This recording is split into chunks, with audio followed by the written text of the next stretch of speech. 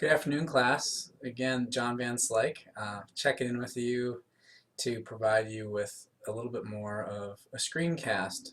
As I mentioned in class today, I use these from time to time, probably a couple times a week, for the purposes of staying on track and keeping up to speed. One of the challenges of having a course that has a syllabus that's written on a day-to-day basis, it's really easy to fall behind. So I'm going to do my best to keep us on track, and to that effect, we'll be continuing my the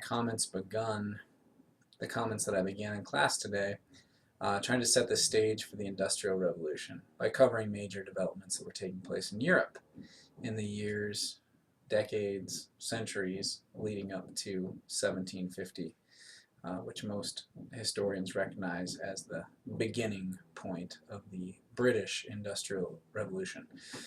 So with that, I'm putting up my objective slide for the day, and we'll move through. We spent a little time today trying to imagine and just realizing how much the world has changed in the past just few centuries, and part of that means that some of the basic forces that operate upon us in our daily lives were somewhat dramatically different just 300 years ago, and I want you to take the time to pause and consider that fact. Then we moved on and started to talk about important developments that were taking place in the centuries and decades prior to the Industrial Revolution. And I just want to point out we left off talking about the Renaissance, so I won't go there right now. We'll start instead with the European Enlightenment. And the European Enlightenment was an interesting sort of social, I guess you could call it a movement, but essentially what it was, similar to the Renaissance, it was more of an awakening and a way of thinking about the world. And the Renaissance certainly owes a debt of gratitude. The Enlightenment certainly owes a debt of gratitude to the European Renaissance, which largely began in and around the Italian peninsula. There were other pockets of it in, France and Great Britain, but for the most part, we think of it as an Italian phenomenon. Well, the Enlightenment is going to come 100 or 200 years later, and it's not really a point in time type event. It's more of a slow, steady, progressive set of developments. And really what we can think of when we talk about the European Enlightenment, and it's discussed a little bit in chapter 18 of your textbook, it really is a time where a growing body of intellectuals start to think more freely and openly about their world and the forces that operate within it. The Enlightenment really begins with what we could call the scientific revolution, and all those famous names of people like Nikolai Copernicus and Johann Kepler, and Galileo Galilei, Francis Bacon, Rene Descartes. They all sort of are featured within the context of the scientific revolution. And really what that was a time of doubt and a time of really looking elsewhere for the source of human knowledge. As I probably indicated in class, my comments today, prior to the Renaissance and Enlightenment, Europe was stuck in some ways in a pattern of thought that suggested that humankind was not very capable. Not only was it morally fallible and morally fallen, but the idea was that life is just something that we muddle our way through, and at the end of our lives, thank heavens, we experience God's grace and we are saved from our otherwise wretched tendencies.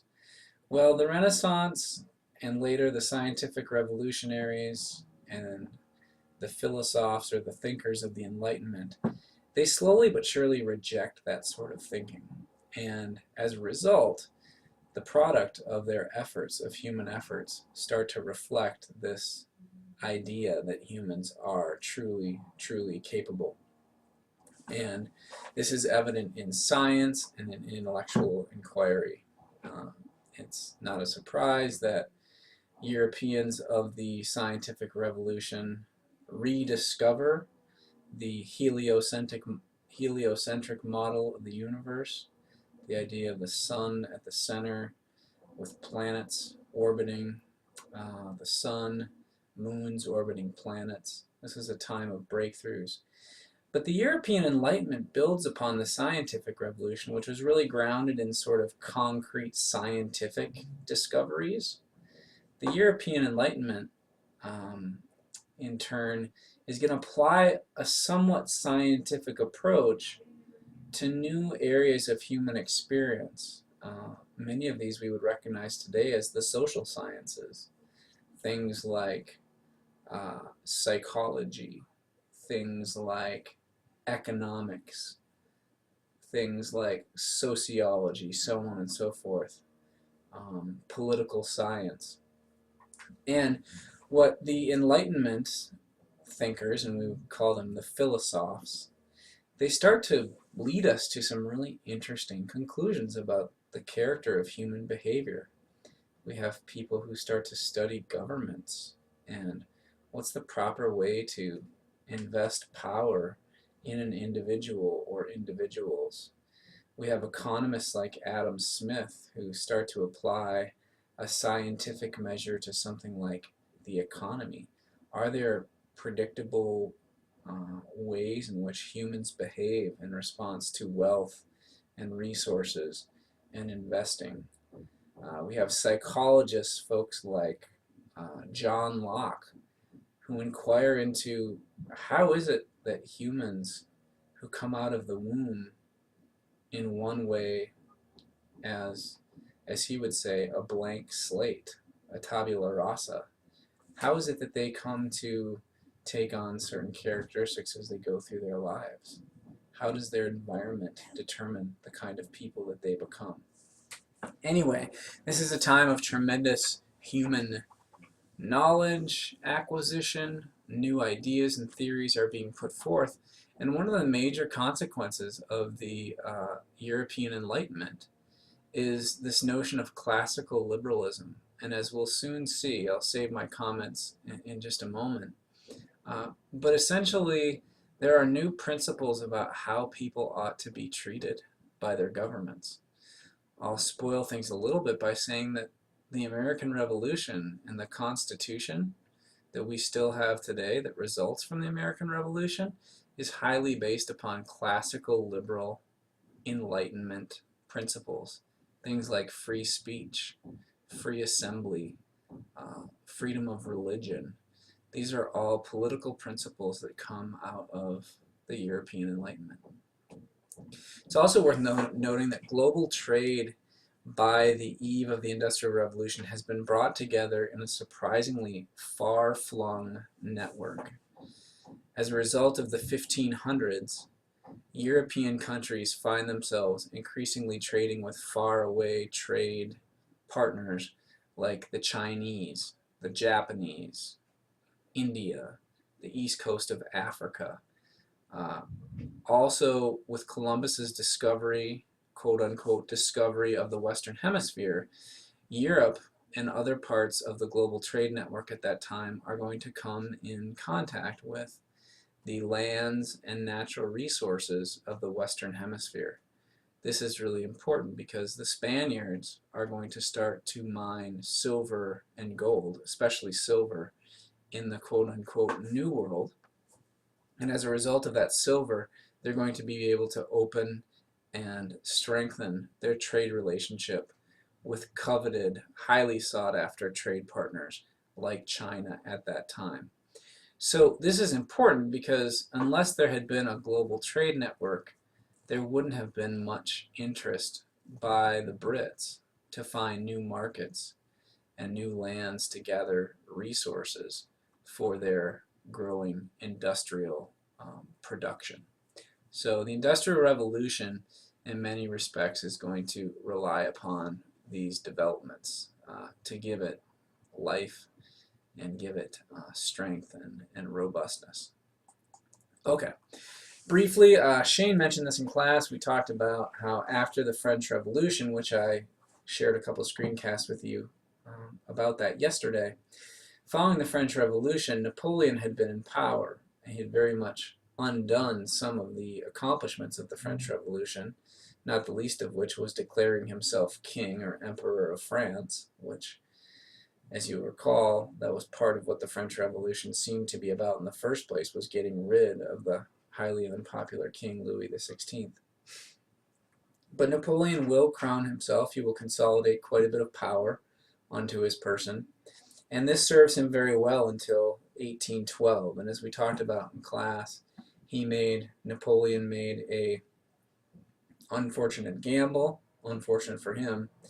He tried to invade Russia in the late fall of 1812, and long story short, his men were unable to escape in time, and an overwhelming majority of his men were lost as a result of the failed effort to take Russia in 1812. If we fast forward a little bit to 1815, Napoleon had finally been brought under control. He'd been placed into exile off the coast of France, an island that he finally agreed to remain on after one attempt at escape.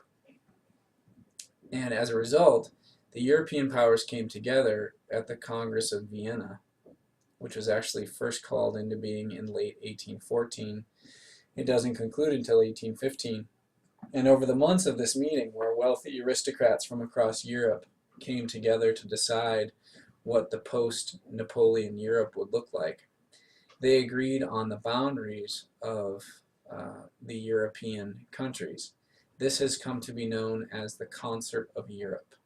The Concert of Europe is the pattern of boundaries and the extent of various European nations after Napoleon. So in 1815, the Congress of Vienna agrees to the Concert of Europe. What's notable about this is these boundaries remain incredibly fixed and secure for the next 60 years or so. And in Europe, that's something of an eternity. So there was a certain stability that was imposed by the Concert of Europe that seemed to work well for Europe for a time.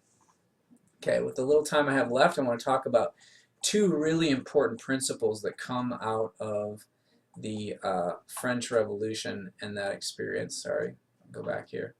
The first is liberalism. Liberalism is a really critical term, and I mentioned it earlier.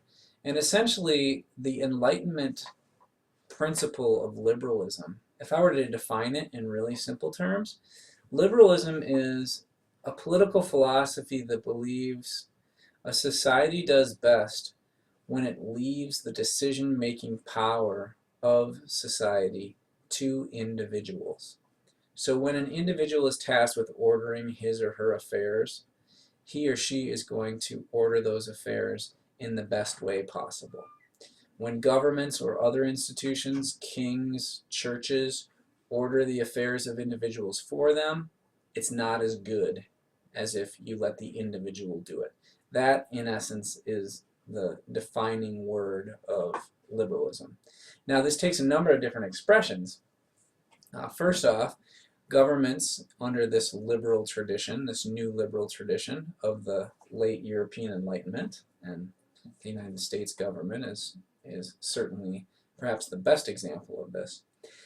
Liberals are going to support legal equality. It means that everyone is going to be treated equally under the law. There aren't going to be aristocrats or peasants that are treated differently. There will be religious toleration, so if people feel and disagree, think differently about things, they will be allowed to do that. There are certain moral issues that the individual should be left to sort out for him or herself. Freedom of the press, people should be able to write what they want. That's important to keeping society together.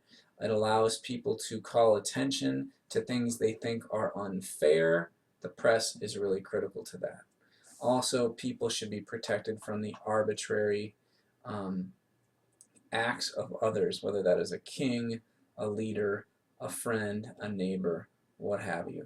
Finally, it's important, liberals are big believers in the idea that careers and opportunities should be open to people of talent.